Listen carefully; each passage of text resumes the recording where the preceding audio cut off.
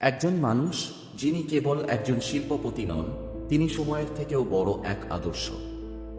যিনি কখনো নামের পেছনে দৌড়াননি, কিন্তু নাম নিজেই তার পেছনে ছুটেছে।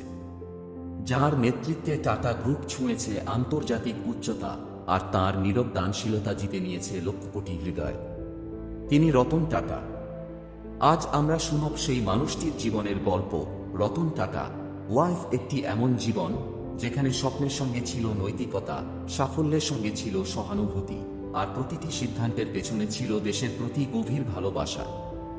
এই বইতে আমরা জানব কেমন ছিল রতন টাটার শৈশব ও শিক্ষা জীবন, কিভাবে তিনি টাটা গ্রুপের নেতৃত্বে আসেন, ন্যানো গাড়ির মতো বৈপ্লবিক উদ্যোগের পেছনের গল্প, এবং কিভাবে তিনি নিজেকে কখনো একজন ব্যবসায়ী নয়, বরং একজন মানবিক নেতা হিসেবে গড়ে তুলেছেন। এই বই কেবল ব্যবসার কথা বলে না, বলে সাহস, সততা আর স্বপ্ন দেখার গল্প। চলুন শুরু করি। রতন টাটা আ ওয়াইফ, এক অনুপ্রেরণামূলক অধ্যায়। আপনারা শুনছেন আদি বুকশাফ। আমাদের চ্যানেলটি সাবস্ক্রাইব করুন, বেল আইকন প্রেস করুন, আর চলুন জীবন বদলানোর গল্পে নিজেকে আবিষ্কার করি। অধ্যায় 1, শুরুর গল্প। ছোট্ট রতনের চোখে বড় স্বপ্ন। শহর বোম্বের আকাশ তখনও তেমনই ছিল, নীরব, বিশাল আর স্বপ্নে ভরা। 1937 সালের 28শে ডিসেম্বর এক সম্ভ্রান্ত পার্সি পরিবারে জন্ম নেন একটি শিশুপুত্র, যার নাম রাখা হয় রতন। ভবিষ্যতের কোনো দূরদিনও যদি তাকিয়ে দেখত, হয়তো বিশ্বাস করত না এই শিশুই একদিন হয়ে উঠবে ভারতের সবচেয়ে সম্মানিত কিন্তু সবচেয়ে নম্র নেত্রীর প্রতীক। রতন টাটার শৈশব কেটেছে এক ধরনের নিঃশব্দ যুদ্ধে। তার বাবা নাভাল টাটা এবং মা সুনু টাটা তাকে ভালোবাসায় বড় করলেও খুব অল্প বয়সেই তাকে পারিবারিক বিচ্ছেদের যন্ত্রণা সহ্য করতে হয়েছিল। মাত্র 10 বছর বয়সে তার মা বাবার বিচ্ছেদ ঘটে। সে সময়টুকু ছিল তার জীবনের প্রথম কঠিন ধাপ। এই চুপচাপ, সংবেদনশীল ছেলেটি তার ভেতরেই গড়ে তুলছিল শক্তির এক অদৃশ্য দেওয়াল। ছোটবেলা থেকেই রতন ছিলেন অন্তর্মুখী কিন্তু গভীর পর্যবেক্ষণশীল। খেলাধুলার থেকে বেশি ভালো লাগত যন্ত্রপাতি নিয়ে নাড়াচাড়া করা। নিজের খেলনা ভেঙে আবার জোড়া লাগানো ছিল তার প্রিয় অভ্যাস। রতনের শিক্ষা জীবন শুরু হয় ক্যাম্পিয়ন স্কুলে, মুম্বাইয়ে। এরপর তিনি চলে যান আমেরিকায়, কর্নেল ইউনিভার্সিটিতে। সেখানে তিনি আর্কিটেকচারে ডিগ্রি নেন। এই বিদেশবাসের দিনগুলোতেই তিনি আত্মনির্ভরতা, শৃঙ্খলা আর নিজের চিন্তাকে সম্মান দিতে শেখেন। তবে ফিরে আসার পর যখন তার পথ খুলে যায় টাটা গ্রুপের দিকে, তখন তিনি কোনো রাজকীয় পদে বসেননি। তিনি শুরু করেন নিচের স্তর থেকে। সাধারণ একজন কর্মচারীর মতো কাজ করতে থাকেন কারখানায়, শ্রমিকদের সঙ্গে। কারণ তিনি বিশ্বাস করতেন, নেতৃত্ব মানে উপরে বসে নির্দেশ দেওয়া নয়, বরং নিচ থেকে শুরু করে গোটা ব্যবস্থাটাকে হৃদয়ে গিয়ে বোঝা। এইভাবেই নীরবে নিভৃতে একজন ভবিষ্যৎ নেতা প্রস্তুত হচ্ছিলেন, নিজের দায়িত্ব বুঝতে এবং এক বিশাল ঐতিহ্যকে সামনে এগিয়ে নিয়ে যেতে। ছোট একটি ছেলের চোখে তখন বড় এক স্বপ্ন, আর সেই স্বপ্নকে বাস্তবে রূপ দিতে তিনি বেছে নিয়েছিলেন কঠিন পথ। চলুন পরবর্তী অধ্যায়ে আমরা জানি রতন টাটা কিভাবে ধীরে ধীরে হয়ে উঠলেন টাটা সাম্রাজ্যের ভবিষ্যৎ কাণ্ডারী। অধ্যায় 2, শিক্ষার পাঠশালা থেকে কর্মজীবনের প্রথম ধাপ। রতন টাটার জীবনের দ্বিতীয় অধ্যায় শুরু হয় আত্মন্বেষণের মধ্য দিয়ে। যেখানে অনেকেই পরিবার বা পরিচয়ের জোরে শীর্ষে ওঠার চেষ্টা করেন, রতন টাটা বরং বেছে নিয়েছিলেন নিজ থেকে শেখার পথ। কর্নেল ইউনিভার্সিটি থেকে আর্কিটেকচারে ডিগ্রি শেষ করার পর তার সামনে ছিল অনেক বড় কোম্পানিতে চাকরির সুযোগ। কিন্তু তিনি ফিরলেন ভারতে, কারণ তার হৃদয় পড়েছিল দেশেই। 1962 সালে তিনি টাটা গ্রুপে যোগ দিলেন, তাও আবার কোনো বড় পদে নয়, বরং সাধারণ কর্মচারীর মতো। তিনি প্রথমে কাজ শুরু করেন টাটা স্টিলের জামশেদপুর কারখানায়। হেলমেট পরে শ্রমিকদের সঙ্গে একই কাঁধে কাঁধ মিলিয়ে কাজ করতেন তিনি। অনেকেই তখন চিনতেই পারতেন না এই তরুণী ভবিষ্যতে টাটা সাম্রাজ্যের উত্তরাধিকারী হতে পারেন। তিনি নিজে হাতে কলমে শিখছিলেন একটা ইস্পাত গলানোর চুল্লি কেমনভাবে চলে, কর্মীদের সমস্যাগুলো ঠিক কি, আর একটা সংস্থা চালানোর মূল চালিকা শক্তি কিভাবে গড়ে ওঠে। এই সময় তার মধ্যে তৈরি হয় একটি গভীর বিশ্বাস, মানুষকে বোঝা, তাদের পাশে দাঁড়ানো, এবং তাদের সম্মান করাই একজন নেতার সবচেয়ে বড় শক্তি।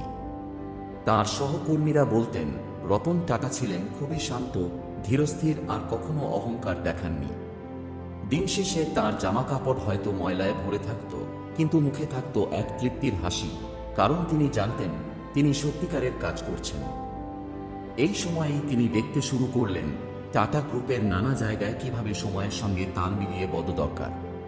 কিছু পুরনো নীতির পরিবর্তন, কিছু নতুন দৃষ্টিভঙ্গি, এসব চিন্তা ধীরে ধীরে জমে উঠতে থাকে তার মনে।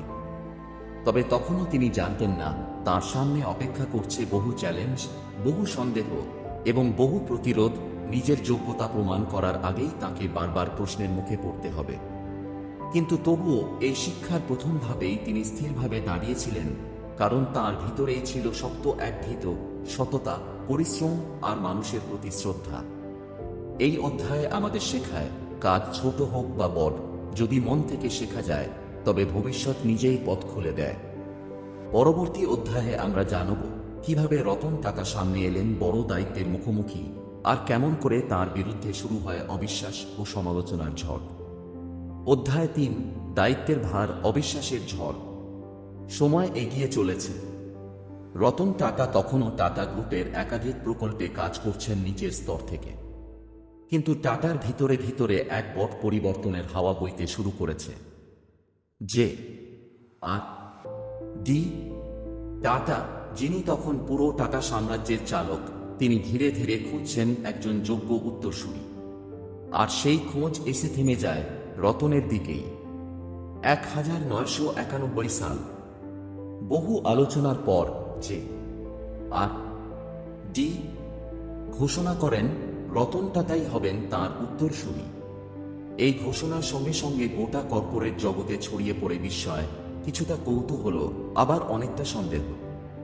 অনেকেই বললেন, কে এই রতন? শুধু পরিবারের লোক বলেই কি এই পদে বসানো হলো? কেউ কেউ তো বলেই ফেললেন, ও তো নরম স্বভাবের, নেতৃত্ব দিতে পারবে না।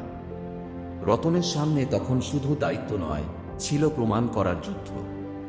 তিনি বুঝতে পেরেছিলেন এই দায়িত্ব কেবল পদাধিকার নয়, এটা একটি আদর্শকে এগিয়ে নিয়ে যাওয়ার শপথ।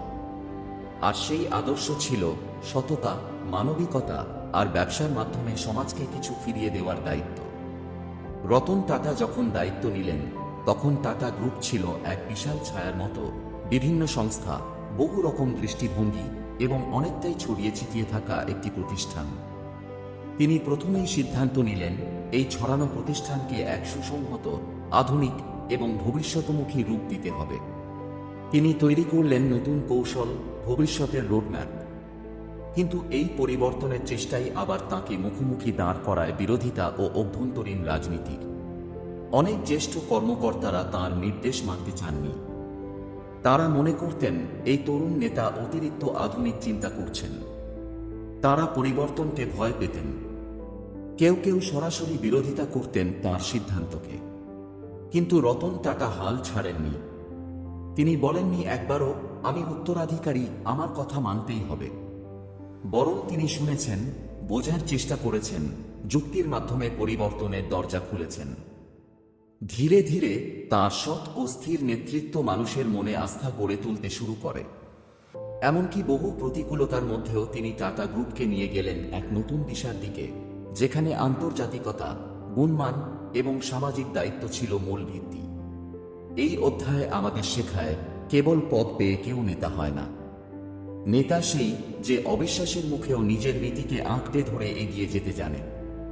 পরবর্তী অধ্যায়ে আমরা জানব কিভাবে রতন টাটার সাহসী সিদ্ধান্ত টাটা গ্রুপকে পৌঁছে দেয় আন্তর্জাতিক মঞ্চে, কিভাবে তিনি এক অভাবনীয় অধিগ্রহণের মাধ্যমে বিশ্বকে চমকে দেন। অধ্যায় 4, বিশ্বমঞ্চে সাহসের পরিচয়, টাটা গ্রুপের বৈপ্লবিক যাত্রা। রতন টাটা তখন ধীরে ধীরে নিজেকে প্রতিষ্ঠিত করছেন এক চিন্তাশীল, দূরদর্শী নেতা হিসেবে। কিন্তু সামনে ছিল আরও বড় চ্যালেঞ্জ, ভারতের গণ্ডি ছাড়িয়ে টাটা গ্রুপকে পৌঁছে দেওয়া বিশ্বমঞ্চে। তিনি স্বপ্ন দেখতেন এমন এক সংস্থার যা কেবল ভারতেই নয়, বিশ্বজুড়ে সম্মানের সঙ্গে উচ্চারিত হবে। আর এই স্বপ্ন বাস্তবায়নের জন্য প্রয়োজন ছিল সাহসী সিদ্ধান্ত, ঝুঁকি নেওয়ার মন আর ভয়কে জয় করার শক্তি। 2000 সালে শুরু হয় এই বৈপ্লবিক যাত্রার প্রথম ধাপ। টাটা টি বিশ্বের অন্যতম প্রাচীন চা কোম্পানি খেলইকে অধিগ্রহণ করে। এটি ছিল এক ঐতিহাসিক পদক্ষেপ, কারণ এই প্রথম কোনো ভারতীয় কোম্পানি একটি ব্রিটিশ বহুজাতিক সংস্থাকে কিনে নিল। ব্রিটিশদের কাছ থেকে ব্যবসার মুকুট ছিনিয়ে নেওয়া এ যেন এক নীরব প্রতিশোধ, ইতিহাসের প্রতিচ্ছবি। কিন্তু এখানেই শেষ নয়। 2007 সালে আসে সেই মুহূর্ত যা রতন টাটার নামকে স্থায়ীভাবে বসিয়ে দেয় বৈশ্বিক ব্যবসার ইতিহাসে। টাটা মোটরস কিনে নেয় জেগুয়ার এবং ল্যান্ড রোভার, দুটি কিংবদন্তি ব্রিটিশ বিলাসবহুল গাড়ি ব্র্যান্ড। বিশ্ব অবাক হয়ে দেখল যে দেশ একদিন ব্রিটিশদের উপনিবেশ ছিল, সেখানকার এক সংস্থা এখন কিনে নিচ্ছে ব্রিটিশদের সবচেয়ে গর্বের ব্র্যান্ড। এই অধিগ্রহণ কেবল ব্যবসায়িক সাফল্য ছিল না, এটি ছিল একটি বার্তা, ভারত প্রস্তুত নেতৃত্ব দিতে, জয় করতে। তবে এই সিদ্ধান্ত মোটেও সহজ ছিল না। অনেকেই ভয় পাচ্ছিলেন এই অধিগ্রহণ ব্যর্থ হলে টাটা গ্রুপের উপর তার প্রভাব হতে পারে ভয়ঙ্কর। কিন্তু রতন টাটা জানতেন ঝুঁকি না নিলে নতুন দিগন্তে পৌঁছানো সম্ভব নয়। তিনি বলেছিলেন, আমি কখনোই এমন সিদ্ধান্ত নিইনি যা শুধু মুনাফা দেখে নেওয়া যায়। আমি বিশ্বাস করি সাহসী হওয়া মানে ভবিষ্যতের সম্ভাবনাকে বিশ্বাস করা, এবং তার এই বিশ্বাসই সত্যি প্রমাণিত হয়। জেগুয়ার ল্যান্ড রোভার পরবর্তীতে টাটা মোটরসের অধীনে এসে বিশাল লাভ করতে শুরু করে। ব্র্যান্ডের মান, ডিজাইন ও প্রযুক্তি সব ক্ষেত্রেই রতন টাটার নেতৃত্ব এনে দেয় এক নতুন প্রাণ। এই অধ্যায়ে আমরা দেখি কিভাবে এক ভারতীয় সংস্থা টাটা গ্রুপ শুধু ব্যবসা নয়, গৌরব আর আত্মসম্মানের প্রতীক হয়ে ওঠে বিশ্বজুড়ে। আর তার পেছনে যিনি দাঁড়িয়েছিলেন তিনি কেবল একজন ব্যবসায়ী নন, তিনি এক স্বপ্নদ্রষ্টা, রতন টাটা। পরবর্তী অধ্যায়ে আমরা জানব রতন টাটার এক অসাধারণ স্বপ্ন, একজন সাধারণ ভারতীয় পরিবারের জন্য সবচেয়ে সাশ্রয়ী গাড়ি টাটা ন্যানো। এই স্বপ্নের পেছনের আবেগ, সংগ্রাম আর বাস্তবতা। অধ্যায় 5, টাটা ন্যানো, এক স্বপ্ন, এক বিপ্লব, এক সংগ্রাম। রতন টাটা একদিন মুম্বাইয়ের রাস্তায় একটি অবিশ্বাস্য দৃশ্য দেখলেন। এক বাবা মোটরসাইকেলের উপর বসে আছেন, সামনের দিকে তার ছোট্ট ছেলে, পেছনে স্ত্রী। 4 জনের পরিবার একটা ছোট্ট বাইকে ঠাসাঠাসি করে চলছে। হঠাৎ বৃষ্টিতে সেই বাইক পিছলে গেল আর পুরো পরিবারটি পড়ে গেল রাস্তায়। এই দৃশ্য যেন রতনের হৃদয়ে ছাপ ফেলে দেয়। সেদিন তিনি এক সিদ্ধান্ত নেন, ভারতের সাধারণ মানুষের জন্য তৈরি করবেন এমন একটি গাড়ি যা হবে বাইকের দামের কাছাকাছি, কিন্তু নিরাপত্তা আর মর্যাদার প্রতীক। এই স্বপ্ন থেকেই জন্ম নেয় টাটা ন্যানো, বিশ্বের সবচেয়ে সস্তা গাড়ি তৈরি করার প্রকল্প। রতন টাটার চোখে এটি ছিল শুধুই একটি গাড়ি নয়, বরং একটি সামাজিক বিপ্লব। এমন এক সময় যখন গাড়িকে শুধুই অভিজাতদের প্রতীক বলে মনে করা হতো, তিনি চাইছিলেন সাধারণ মধ্যবিত্ত পরিবারগুলোর জন্য গাড়িকে একটি নাগালের স্বপ্নে পরিণত করতে।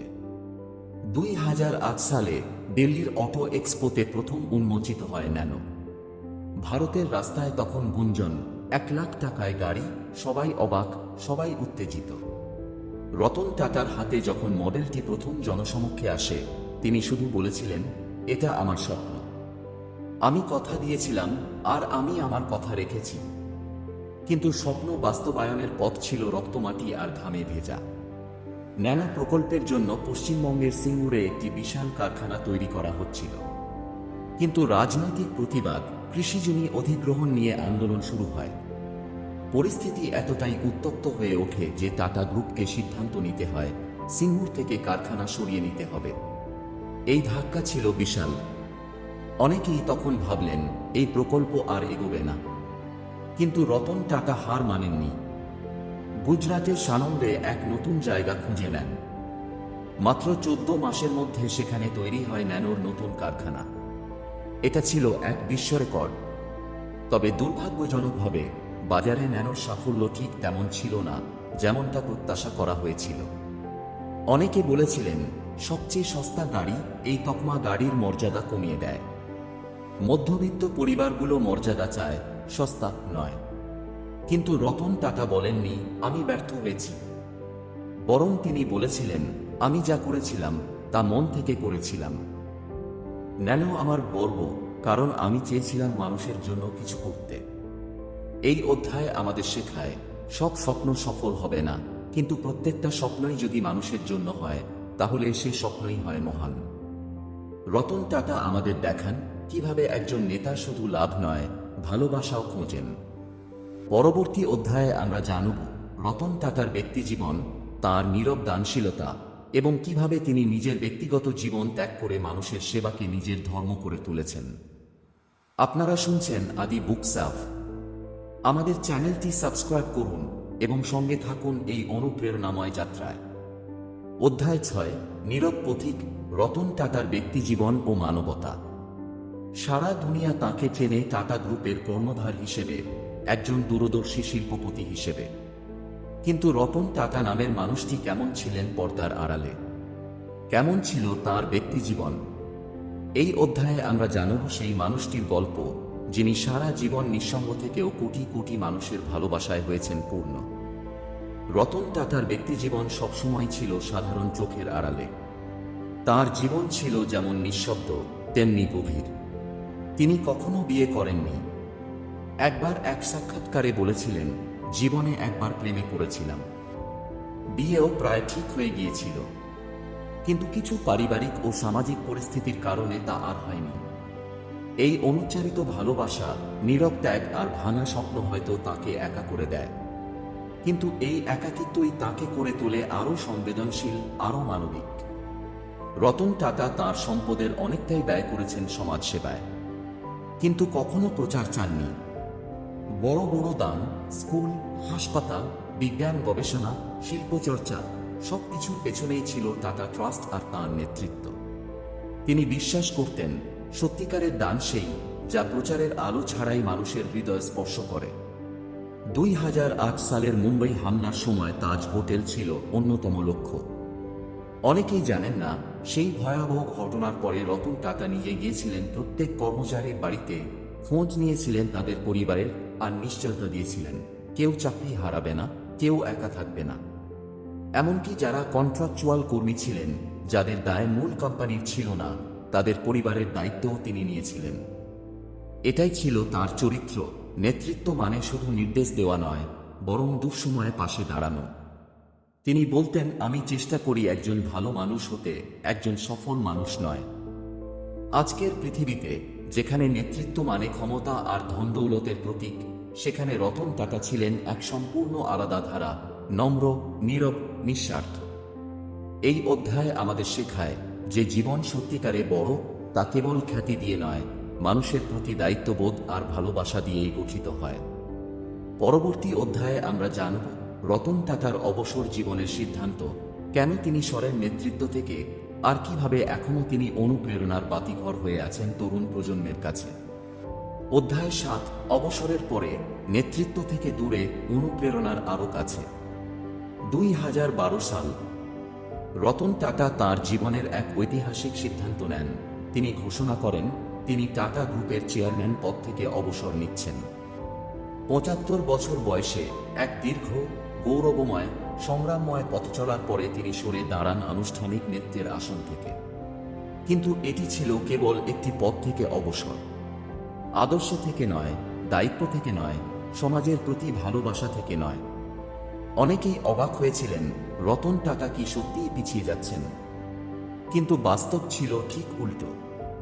তিনি হয়তো আর টাটা সন্সের চেয়ারম্যান ছিলেন না, কিন্তু আজও যে কোনো সংকটময় মুহূর্তে তার পরামর্শ, তার দৃষ্টিভঙ্গি, তার নেতৃত্ব সবই থাকে দলের সঙ্গে।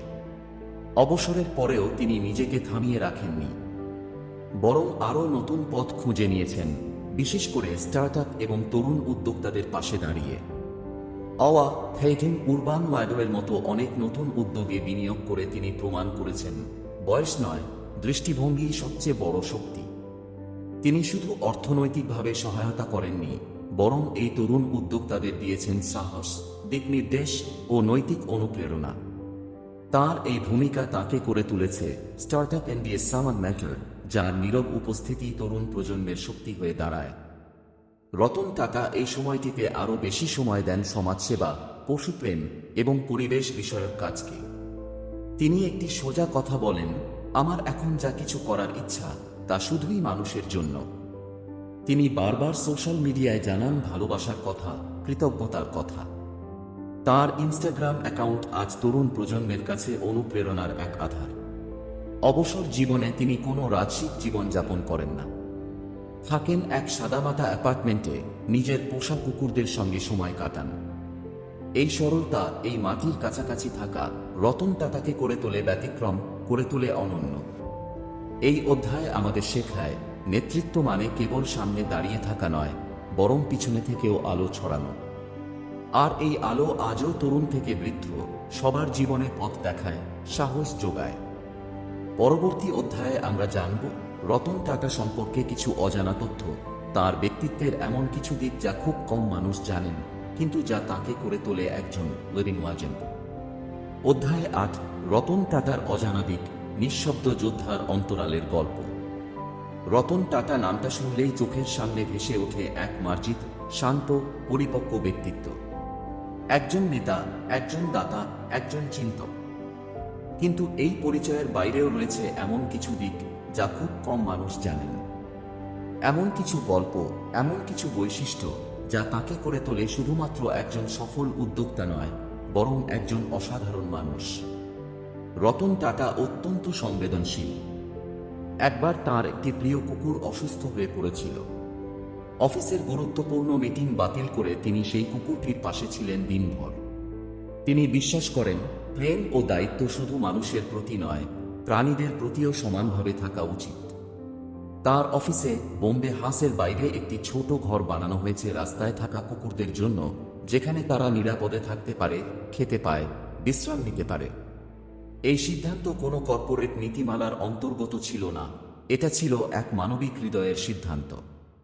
আরও একটি ঘটনা, 2014 সালে এক তরুণ রতন টাটাকে একটি ইমেল করে বসে, যার বিষয় ছিল, আপনার জীবন থেকে অনুপ্রেরণা পেয়েছি, কিন্তু আমার পরিবারে কেউ বিশ্বাস করে না আমার স্বপ্নে। বেশিরভাগ বড় ব্যক্তিত্ব হয়তো এমন একটি ইমেইল এড়িয়ে যেতেন, কিন্তু রতন টাটা নিজে সেই তরুণকে উত্তর দেন, উৎসাহ দেন এবং লেখেন, যদি তুমি মন থেকে চাও, তবে গোটা বিশ্ব একদিন তোমার পাশে দাঁড়াবে। নিজেকে বিশ্বাস করো। এই ছোট ছোট কাজই তাকে করে তোলে ব্যতিক্রম। তিনি প্রচার বিমুখ। তিনি এত বড় দাতা হয়েও কখনো মিডিয়ার সামনে দাঁড়িয়ে ছবি তোলেন না, কখনো সেবার কাজকে প্রচারের হাতিয়ার করেন না।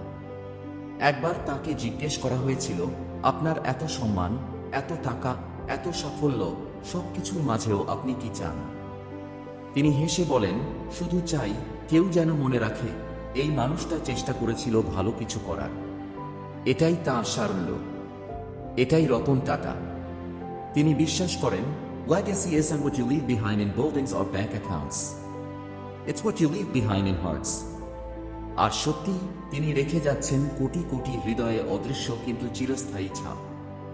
এই অধ্যায় আমাদের শেখায়, মানুষ কত বড় তা তার ব্যাংক ব্যালেন্সে নয়, তার মন, তার কাজে আর তার নিঃশব্দ ভালোবাসায় ধরা পড়ে। পরবর্তী অধ্যায়ে আমরা জানব রতন টাটার অনুপ্রেরণামূলক কিছু উক্তি, তার জীবনের মূল দর্শন এবং কিভাবে সেগুলো আমাদের প্রতিদিনের জীবনেও আলোর দিশা দেখাতে পারে। অধ্যায় 9, রতন টাটার জীবন দর্শন, অনুপ্রেরণার আলো। রতন টাটা কেবল একজন শিল্পপতি বা উদ্যোক্তা নন, তিনি একজন দৃষ্টান্ত, একজন জীবন্ত দর্শন। তার জীবন আমাদের শেখায় কিভাবে সততা, পরিশ্রম, সাহস ও মানবিকতা মিলিয়ে একজন মানুষ সত্যিকারের নেতার পরিচয় পায়। তিনি সর্বদা বিশ্বাস করেছেন, সফলতা কখনোই অর্জিত হয় না শুধুমাত্র নিজের জন্য, তা অর্জিত হয় যখন আপনি অন্যদের জীবনেও প্রভাব ফেলে থাকেন। এই দর্শনই তাকে অনন্য করেছে। প্রতিটি ব্যবসায়িক সিদ্ধান্তের পেছনে শুধু লাভের হিসাব ছিল না, বরং সমাজের কল্যাণ ও মানুষের কল্যাণকে সর্বাগ্রে রেখেছিলেন তিনি। রতন টাটা বলেন, আপনি যদি মানুষের উপকারে কিছু করতে চান, তাহলে ধৈর্য ধরুন। ফলাফল একদিন আসে, কিন্তু চেষ্টা কখনো বৃথা যায় না। এই ভাবনাই তাকে টাটা গ্রুপকে আন্তর্জাতিক স্তরে নেতৃত্ব দিতে সাহায্য করেছে এবং এমন এক দৃষ্টিভঙ্গি তৈরি করেছে যা প্রজন্মের পর প্রজন্ম অনুপ্রাণিত করে। তিনি বিশ্বাস করতেন ছোট ছোট কাজের গুরুত্বে। একটি ইমেইল, একটি ছোট পরামর্শ, একজন কর্মচারীর পাশে দাঁড়ানো, এগুলো তার দৃষ্টিকোণ থেকে ছোট কিন্তু গভীর প্রভাব ফেলে। এই নীরব মনোভাব তাকে করে তোলে কেবল নেতা নয়, বরং মানুষদের হৃদয়ে স্থায়ী প্রভাব ফেলতে সক্ষম একজন পথপ্রদর্শক। তার জীবন আমাদের শেখায়, নেতৃত্ব মানে ক্ষমতার দম্ভ নয়, বরং দায়িত্ব ও সততার সঙ্গে মানুষের পাশে দাঁড়ানো। এবং এই দর্শন আমাদের প্রমাণ করে যে সত্যিকারের প্রতিভা ও সফলতা আসে যখন আপনি নিজের স্বার্থের বাইরে গিয়ে অন্যের কল্যাণ চিন্তা করেন। রতন টাটার এই দর্শন আজও তরুণদের অনুপ্রেরণা যোগায়। বিশ্বের যে কোনো কোণে এক তরুণ উদ্যোক্তা যখন তার সাহসী সিদ্ধান্ত নিয়ে ভীত হয়, রতন টাটার জীবন তাকে শেখায়, ভয়কে জয় করো, সততা ও ধৈর্যকে আদি করো। পরবর্তী অধ্যায়ে আমরা জানব রতন টাটার নেতৃত্বের কিছু বিশেষ মুহূর্ত, যেখানে তিনি কঠিন পরিস্থিতিতেও দেখিয়েছেন তার অসাধারণ দূরদর্শিতা ও মানবিকতা। অধ্যায় 10, চূড়ান্ত দৃষ্টান্ত, নেতৃত্বের অনুপ্রেরণা। রতন টাটার জীবন সবসময় ছিল এক ধারাবাহিক সংগ্রাম, শিক্ষা এবং অনুপ্রেরণার গল্প। তিনি দেখিয়েছেন নেতৃত্ব মানে কেবল পদে বসে আদেশ দেওয়া নয়, বরং মানুষের পাশে দাঁড়িয়ে তাদের উন্নতির জন্য নিজের শক্তি, সময় এবং হৃদয় দেওয়া।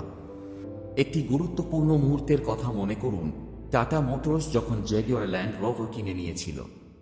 এই সিদ্ধান্ত ছিল উচ্চ ঝুঁকিপূর্ণ, কিন্তু রতন টাটা দেখিয়েছেন কিভাবে আত্মবিশ্বাস, বিশ্লেষণ এবং মানবিক দৃষ্টিকোণ মিশিয়ে একটি চ্যালেঞ্জকে জয়ের পথে রূপ দেওয়া যায়। তিনি সবসময় বিশ্বাস করেছেন সাফল্য শুধু নিজের জন্য নয়, এটি অন্যের জীবনে প্রভাব ফেলার মাধ্যমে পূর্ণতা পায়। রতন টাটার জীবন আমাদের শেখায় সাধারণ কাজেও বিশাল প্রভাব তৈরি করা সম্ভব, যদি সেই কাজ করা হয় সততার, ধৈর্যের এবং ভালোবাসার সঙ্গে। তাঁর নীরবদান, ত্যাগ এবং মানবিকতা আমাদের প্রমাণ করে আসল নেতৃত্ব কেবল নেতৃত্ব নয়, বরং অন্যের জীবনকে আলোকিত করার ক্ষমতা। আজও এই মানুষটি অনুপ্রেরণার বাতিঘর। যে কোনো তরুণ উদ্যোক্তা, যে কোনো কর্মী, যে কোনো স্বপ্নদ্রষ্টা, রতন টাটার জীবন তাদের বলে দেয়, ভয়কে জয় করো, সততা রেখো এবং মানুষকে সামনে রেখেই সিদ্ধান্ত নাও। আপনারা শুনেছেন রতন টাটার জীবন কাহিনী, যা আমাদের শেখায় সাহস, ধৈর্য, সততা এবং মানবিকতার মহত্ব। এই অনুপ্রেরণামূলক যাত্রায় আমাদের সঙ্গে থাকার জন্য ধন্যবাদ। আপনার যদি এই গল্পটি ভালো লাগে, আদি বুক সাফ চ্যানেলটি সাবস্ক্রাইব করুন, বেল আইকনে ক্লিক করুন এবং সঙ্গে থাকুন আরও অসাধারণ জীবন কাহিনী শুনতে। ভালো থাকুন, সুস্থ থাকুন।